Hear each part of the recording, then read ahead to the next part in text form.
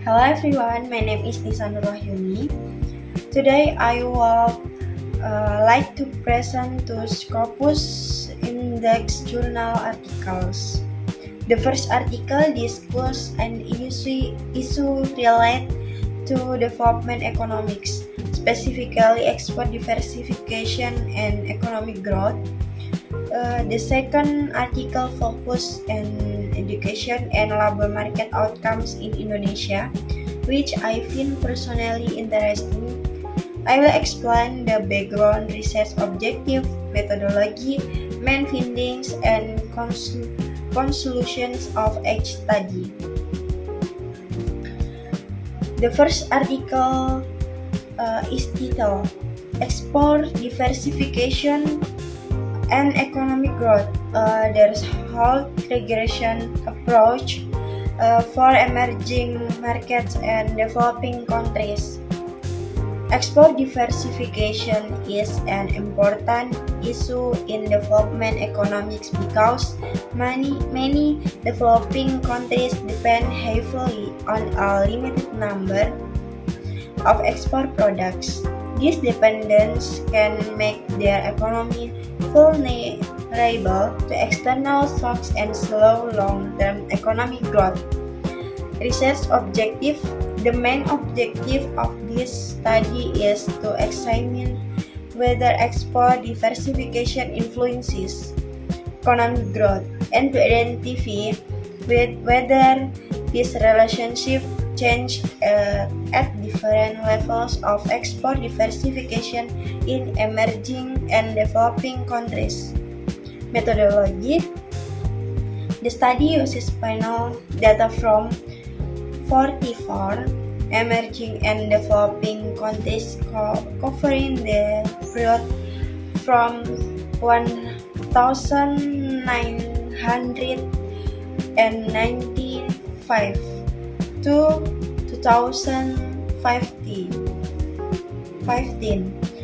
The authors apply a threshold regression model which allows them to analyze nonlinear relationship between export diversification and economic growth. Main findings.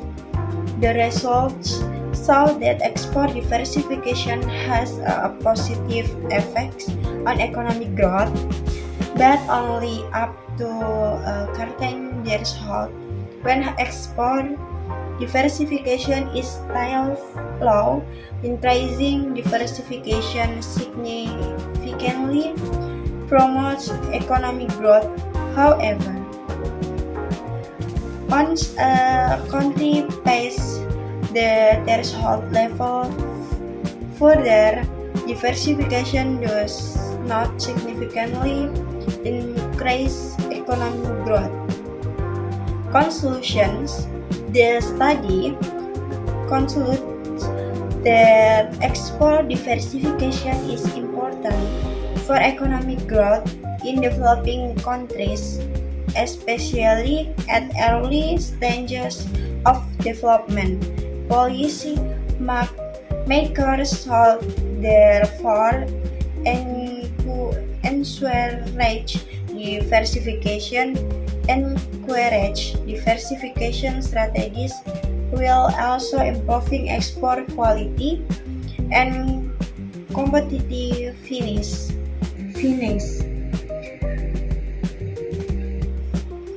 The second article is titled Education, Skill and Labor Market Outcomes in Indonesia, an instrumental variable approach.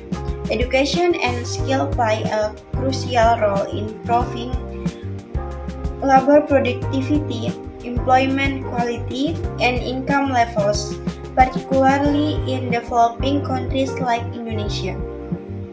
Research objective.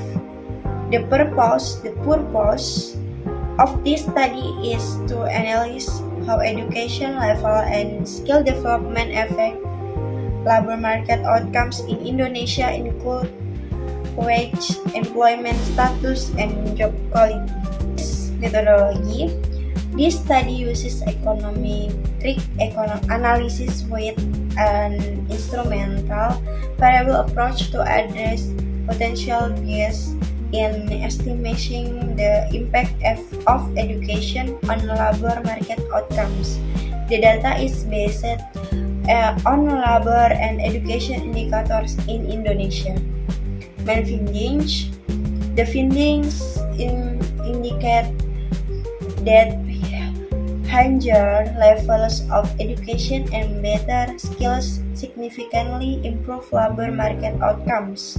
Individuals with higher education tend to earn higher wage and have more stable employment. The study also finds that skill development is essential for reducing unemployment and underemployment.